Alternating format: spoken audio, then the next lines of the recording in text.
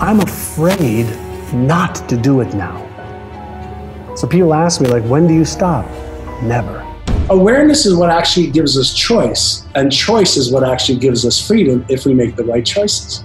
Once you understand that the power center is right within you and you learn how to just use the tools a little bit better, we've got the most powerful 3-pound tool in the world with no user's manual. Need motivation? Watch a Top 10 with Believe Nation. Top 10, I got a top 10. Got my motivation high for my top 10. Gotta learn from the wise women and men. All my life, like 9 for my top 10, top 10, 9. This one's for my top 10. Hey, it's Carmichael, and I make these videos because chances are you are the most ambitious person in your circle, but you know you're capable of more, and you get that push by surrounding yourself with the best. So today let's learn from one of the best, John Assaraf, and my take on his top 10 rules to success. Okay, let's kick it off with rule number 1. Expand your own mindset. I'm afraid not to do it now. So people ask me, like, when do you stop? Never. When they bury me is when I'll stop. I have such a habit of working on me, learning more, becoming more loving, more caring, more kind, more generous, more giving, more, like, where do you stop? And it's not a matter of acquiring more. I'm not going to eat any differently for the rest of my life than I eat now. You know, I'm not going to eat bigger, meals. I'm not going to do things too much differently than I am now. So now it's a matter of expression and expanding more to do more good in the world. So in order for me to do more good in the world, I have to expand even my own mindset. I've got to get away from the fears that I have of maybe not being good enough or not being smart enough. I still get those feelings. But because of my daily rituals and my daily practices, I get back to my spiritual center, my spiritual core, and a little bit more confident and a little bit more certain every day towards the goals that I want to achieve. And I bridge that gap. And then when I reach those goals, keep doing it again. Rule number 2, create success rituals. The more you can create success rituals, processes and systems, daily success rituals to activate your motivational centers, your emotional centers and behaviors, the more you can create daily rituals of how you start a day, how you deal with stress during the day, how you plan your day, how you evaluate your day, how you follow through to the end of the day in a process that puts you in a cycle of success, the easier it becomes to achieve success and to make that the default mode of the brain. Rule number 3, use the tools better. Once you understand that the power center is right within you and you learn how to just use the tools a little bit better, we've got the most powerful 3-pound tool in the world with no user's manual. Right. And so, no user's manual. And so we teach people, here's the latest research. Here's how you can apply it to your life to be healthier, happier, make more money, get a better job, get a raise, start your business and do better by retraining your brain to be totally aligned with your goals and dreams, and learning, how do I stay focused? How do I stay motivated? How do I stay on track? How do I develop the habits that will empower me? And how do I do the things that inspire me instead of the things that expire me? Rule number 4, align your subconscious mind. You all know that you have a conscious part of your brain that's responsible for certain things, okay?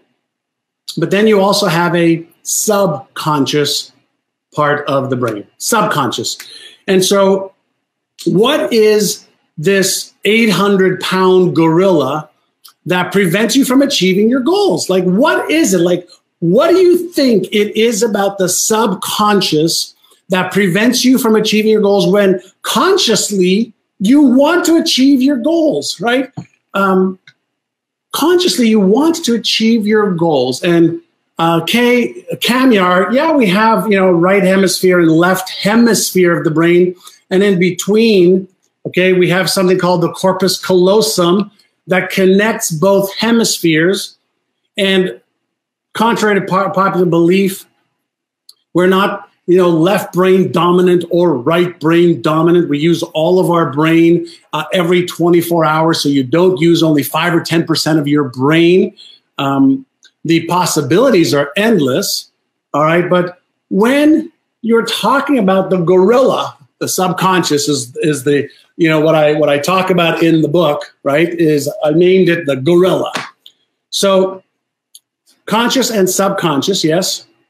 And so tell me what you know about the subconscious mind. Like, if it is the 800-pound gorilla, what do we know, right? The gorilla gets what the gorilla wants. And so if you ask yourself a question of, do I really know how to get my subconscious mind aligned with my conscious desires and goals? So answer that question for me. Answer me that riddle. Do you know how to get your subconscious mind? And by the way, the subconscious is not like here and the conscious is here.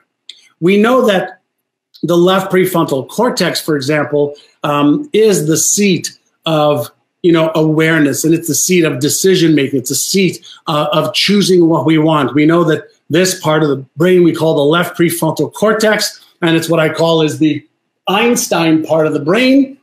It can figure things out. You consciously can figure things out. The right prefrontal cortex is the pessimist, or what I refer to as the Frankenstein part of the brain that moves into the memory system and brings forth anything that may get you into trouble, anything that may be painful, anything that might hurt you. And so there's these things going on in the brain. If you think of your brain as an orchestra, and some of your brain is responsible to play certain pieces, and other parts of your brain are there to protect you. When those pieces oppose each other or are not in alignment, then you have chaos. Hey, this is John ASSARAF, and do you love good books? I love to read because there's so much wisdom in books. You get to take somebody else's knowledge, skills, research, pay $15, $20, and you learn so much. Now, I'm reading this awesome book called Built to Serve. Find your purpose and become the leader you were born to be. And one of my new friends, really smart guy, really great guy who serves a lot of people, Evan Carmichael, wrote it. And I'm going to read a little bit from chapter number 1. And I love this piece. And maybe it's because I just watched the series on TV on Michael Jordan, The Last Dance, which is really great, by the way, also. One of the things he says here is everybody has Michael Jordan talent at something. Everybody has a Michael Jordan talent at something. You just haven't found it yet. Or you have and you don't believe in yourself enough to go all in. To go all in, right? And you're a genius. I believe you're a genius. And so does he. You're amazing. You are not meant to live a photocopy of someone else's life. You were not created to wake up and do work that is below your capabilities. You have Michael Jordan level talent at something, and you need to uncover exactly what your purpose is and how you can serve and use the serve. So lots of pearls and gems and motivational pieces. Pick up Built to Serve. Evan Carmichael, rising star. Rule number 5, take action. The fascination that I have is around living in a world right now where we have access to all the how-to. How do I make more money? How do I grow my business? How do I have a great relationship? How do I, find the love of my life? How do I put a rocket ship on Mars? And a lot of people are confusing having information and how-to with actually doing it. And I've been fascinated just in understanding how do I help people unleash more of their potential that already exists. And a lot of people may have heard, they say that we only use 5 to 10% of our brain. And that's not true. We use 100% of our brain's capacity in neural networks every moment of every day. But the potential to use more is there. And so our researchers at NeuroGym really are uncovering how to take the best information from the world of neuropsychology, neuroscience, and give it to everyday people so they can say, okay, how do I overcome my fear of not being good enough, my fear of not being smart enough, my fear of being embarrassed or ridiculed or ashamed, or fear of failure or fear of success. These are all psychological issues that everybody feels, but very few people understand. When I feel that, what do I do about it so that I can unlock more of my potential, so I can actually take more action, first on the things I already know that I could be and should be doing, but I'm not, and next on the behaviors that I could be taking to achieve my success easier and faster. And that's really my passion, is helping people unlock that amazing potential within them. Rule number 6, get on the path. The beautiful thing about the time that we're living in now is we can share knowledge and experiences, and anybody with a phone, an iPad or a smartphone or an Android or a computer, anywhere in the world, in the Kalahari Desert, in Antarctica, can get access and get inspired. The best ideas in the world. Yeah, to get the best ideas in the world, but to see that we're no different. None of us are different. The illusion is that we're different because we're comparing who we are compared to the person that we're listening to or learning from, and we're seeing the gap. And the gap is what causes us to be uncomfortable. But if we remember, we're all spiritual. We're all made from the exact same thing.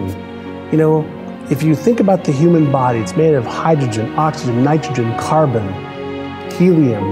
There's elements. Well, we came from the furnaces of stars. You can't have carbon, in the human body that didn't come from the inside of a star. Helium and hydrogen is what the Big Bang was initially made up of. And then as all the gases coalesced and created stars and then galaxies, we became, our flesh and blood and everything that we became, the organism, has come from the universal intelligence. That's why we're all connected. And that's why we all have the same abilities, different skills, different knowledge, but the same abilities to become all of the ideas, goals, and dreams that we have.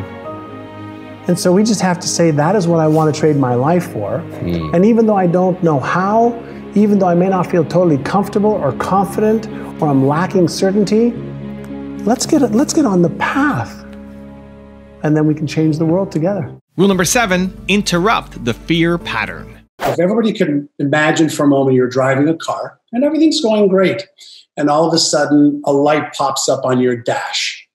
Now, the average person won't take a hammer and hit the light to turn it off. An average person will take a look at, what is that light? Am I low on windshield wiper fluid? Am I low on air in my tires? Is my back trunk open? What's going on? So just like the signal in a car is meant to make you aware, fear is a trigger in our subconscious mind that real or imagined danger has percolated in our brain. And so fear, there's nothing wrong with fear. We can actually use fear as fuel. Now, I like to, give people visuals. So imagine if you have, two parts of your brain. There's many more, but imagine these two. We have the Einstein brain and we have the Frankenstein brain. And when fear gets activated, let's assume that that's our Frankenstein brain going, what if? What if you get hurt? What if you lose money? What if you die? What if you get embarrassed, ashamed, ridiculed, or judged? And so why does Frankenstein even get activated? Because we're not born with those fears. And so if we're not born with those fears, that means that something in our brain is triggering this reaction automatically without our thought. And that is what we call as the fear response. And we also know that that fear response causes something called the sympathetic nervous system to activate, which causes us to want to fight, freeze, or run away. That's just the absolute reaction at a biological level of what is happening. Now, when we want to deactivate that sympathetic nervous system, there's several what I call our exercises that we can do that actually gives us more control, more power, and the ability to reactivate the Einstein part of the brain. So exercise number one is really, really simple. It's called Take 6, Calm the Circuits. So as soon as you catch yourself in a state of doubt, fear, worry, anxiety, stress, that means that Frankenstein's activated. If you just took 6 deep breaths in through your nose as slowly as you could, and then you exhaled as if you're exhaling through a straw in your mouth, if you just did that 6 times, that very simple exercise would deactivate the Frankenstein brain and allow you to reactivate your thinking, imagination, Einstein part of your brain. And then you can do the second exercise, which puts you right back in control. And that one I call is AYA, A-I-A, which is now a matter of awareness of my thoughts, emotions, feelings, sensations, or the behaviors that I've just taken, or the one I'm afraid to take. And in a pure state of awareness without judgment, blame, shame, guilt, or justification. Let me repeat, without any judgment, blame, shame, guilt, or justification of the feeling or the thought or the behavior, now I'm empowered again because now I can observe. And now in this observational mode, I could say, okay, what's my intention, let's say for the next 10 minutes? Well, my intention is to be happy. Great. My intention is to be productive. Great. My intention is to, take action on this one thing that's going to help me towards my goal and dream. So in the awareness and in the intention, then if I say, what's one small action step I could take towards what I want instead of what I don't want? So all of a sudden, I've interrupted a fear pattern. I've created this state of awareness. I've set an intention, and now I'm taking action towards what I want versus being paralyzed by what I don't want and a fear that may or may not be real. So awareness is what actually gives us choice, and choice is what actually gives us freedom if we make the right choices. Rule number 8, get outside your comfort zone. We all have these patterns that are subconscious, that are driving our behaviors more than our conscious efforts. And so when we're dealing with the gorilla in the brain, and again, it's a metaphorical way to look at it, you have to understand that the gorilla is going to get whatever the gorilla is wired to get. The gorilla does not care about what you consciously want. The gorilla really focuses on the patterns that are going to keep it safe. And here's what safe means. Safe just means comfort zone. Let's say you're miserable. Let's say you're broke. Let's say you're overweight. Let's say you're in a relationship that you don't like. Let's say you're a job you don't love. That is safe to the gorilla. Why? Because it knows the pain it's already dealing with. It knows the discomfort. It knows the price it's paying already versus getting out of that comfort zone, leaving the job that you're not happy with, leaving a relationship that you're not in love with, trying to earn more income, getting out of debt. You could be in debt and comfortable. You could be in a relationship you hate and comfortable. You could be in a job that you don't love and comfortable. And the gorilla is going to keep you in your comfort zone. Rule number 9, practice your beliefs. When I was 19 years old, when I had a mentor, a man who was in his 50s, very, very successful, he agreed to mentor me and to teach me what he knew. And so he sent me home with some paper. And on the paper it said, what do you want to achieve in your health? What do you want to achieve in your relationships? What do you want to achieve financially? What do you want to achieve charity? What do you want to achieve as far as experiences? When do you want to retire by? How much money do you want to make? Wow. He asked me about 10 pages of questions. And at 19, I had no idea. Like, how much do I want to make? I want to make enough to pay my bills. I want to make enough to, just eat well and then have some fun. I want to go drinking with my friends. I want to go party and travel a little bit and pay for my apartment and a nice car and things like that. But he had me think, 1 year, 5 years, 25 years. Wow. And I was 19, and he made me write down the answers to these questions, even though I had no idea how to achieve them. He made me write it down. It took me a whole weekend. And then I went back and he looked at my papers. And so he looked at health and wealth and relationships and career and business. And he goes, good, way to do the exercise. I'm very proud of you. He says, now I want you to increase that amount. And so I said that, by the time I was 45, I was 19. I said, by the time I was 45, I was going to be a millionaire. Nobody in my family was a millionaire. Not my aunts, not my uncles, not my cousins, nobody in the area that we lived in. And I wrote that down. And he says, no, that's not enough. He says, you could do better than that. And I'm like, I'm swallowing, I'm scared, I'm afraid. How am I going to become more than that? How can I have all of this? He says, don't worry about the how right now. You worry only, and not even worry, but you write down what you want. And so I went back home and started to write again. Again. And took another, half a day to redo my goals. And he said to me, great, now in order for you to achieve those goals, what do you have to believe? Wow. I said, well, I have to believe that I can. I have to believe that I deserve it. And even though I didn't believe that I deserved it, he said, what would you think you had to believe? I have to believe that it could be done. I have to believe that I could learn the skills. I would have to believe. So he made me write out what I would have to believe. Good question. And then he said, great, what do you think you would have to do every day? Wow. Amazing question. Well, I guess I would have to come to work every day, and I'd have to really get good at what I'm doing, and I'd have to learn more than I'm learning right now because I hated to learn back then, and I'd have to, gain more skills, which I didn't have any.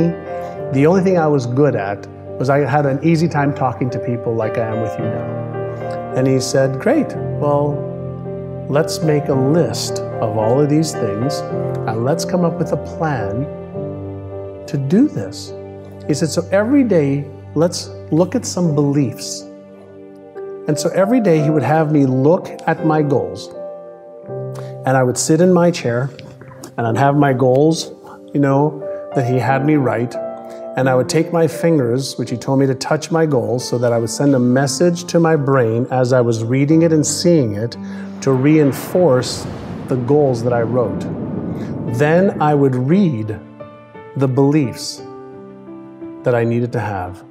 I have all the intelligence I need to achieve these goals. I can now acquire all the skills to achieve these goals. And I read about 20 or 30 different beliefs every day. And for the first month or 2 months, while I was reading all of this, in my head, this one word kept coming up. You know what the word was? Bullshit. Because as I would read it, my brain would say, bullshit, that's not true. And he told me that my brain would try to talk to me and tell me it's not true. And he said, if you keep doing it over and over and over again, your brain's going to get tired of telling you it's not true. And especially if after you do this, you take some actions to upgrade your knowledge, upgrade your skills, you'll develop more confidence and more certainty. So he taught me how to use the telephone to make telephone calls to people to see if they were interested in buying a real estate property or selling their home. I was in real estate at 19. And you know, for the first month it was hard, second month it was hard, the third month it was hard, but as I got better and more comfortable at being on the telephone, talking to people that I didn't know, that I thought didn't want to hear from me or talk to me, I found one person, then two people, then three people, then five people who said yes. Because as I became more comfortable, as I became more skilled, as I gained more knowledge, people received me differently. And in my first year, I made $30,000. I was 19, which was $5,000 more than my father made as a taxi driver. Wow. Then he started to upgrade my skills a little bit more. And he started to teach me some very specific things to do in real estate.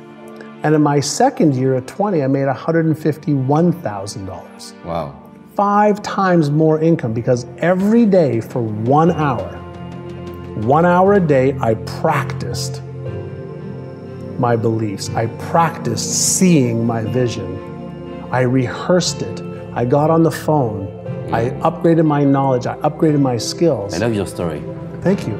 And so he kept directing me a little bit at a time to become more tomorrow than I am today. And he said to me something that changed my life. He says, if you invest 1 hour a day on your personal growth and changing who you believe you are, that is the equivalent of 9 40-hour weeks of effort. 1 hour a day for a year is 9 40-hour weeks. If you and I said today, we're gonna learn breakdancing, or we're gonna learn knitting, and we're gonna spend 9 weeks, 40 hours a week, we would get good at painting, we would get good at knitting, we would get good at darts, we would get good at playing a musical instrument if we were committed to 1 hour a day. So I've practiced 1 hour a day for 32 years. Wow. And that 1 hour a day has changed my life. And rule number 10, the last one before a very special bonus clip, is have a crap board. Vision board for seeing what you want. The accomplished board for reminding yourself that you've got a lot that you've accomplished, so you feel good. And the crap board. Do you actually put up images of things you've accomplished? Yeah. I have them in my closet, in my home, encased on the floor. Like on the floor, so that you don't look at them. So I look at them just because I sit down to put on my shoes. I want to look at them every day. Interesting. Yeah. On my I have this ritual as well. I do something called brush and prime. So on my bathroom mirror, I have my goals that are on my mirror, so that as I'm brushing my teeth, I'm priming my brain to see my goals in front of me every morning and every night. I love that. Right, so that's priming your brain, which is a whole other topic we can have. And then the accomplishment boards reminds me, whenever I look at the stuff that I've accomplished, I go, that wasn't easy. I mean, there are a lot of ups, downs, highs, lows, failures, times I thought I'd quit and I didn't. So it's to remind me to go through the times that I don't think I'm going to be able to achieve those things. And then the crap board stands for conflict, resistance, accomplishments, and procrastination. So what conflicts are happening right now that I need to resolve? What resistance is in my way? What am I resisting? What in front of me is resisting right now? And then accomplishment as well is to remind you that you can get through stuff. And then procrastination is what's causing me to procrastinate. So if you create a crap board as well, you have that in front of you, and then you can create a game plan for what am I going to do about it? What am I going to do about the conflicts? Now I've got a special bonus clip that I think you're going to enjoy. But before that, it's time for the question of the day. I want to know, what was your single biggest takeaway from this video? And what is your plan of action that you're going to execute this week to make some immediate momentum happen? When you just get motivated and watch a video, you have a 35% chance of following through. That's what the science says. But when you write down what time, what day, what place you're actually going to execute, when you create the plan, you have a 91% chance of following through.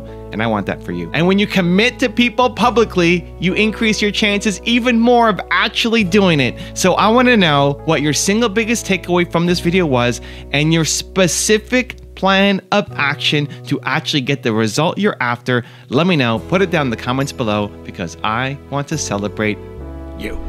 And what I learned so many years ago was it was worth paying for specialized knowledge from experts, not from people who had opinions. If you want to make $1 million, whether it's net worth or in a year, the best thing to do is learn from somebody who's already made it or is making it right now.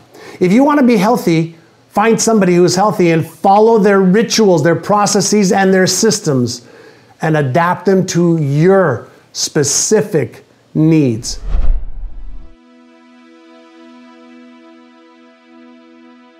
If you want to change your life in the next 30 days for free, check out my training right here below. Or if you want 10 more awesome rules from John Assaraf, check out the video right there next to me. I think you'll enjoy them. Continue to believe, and I'll see you there.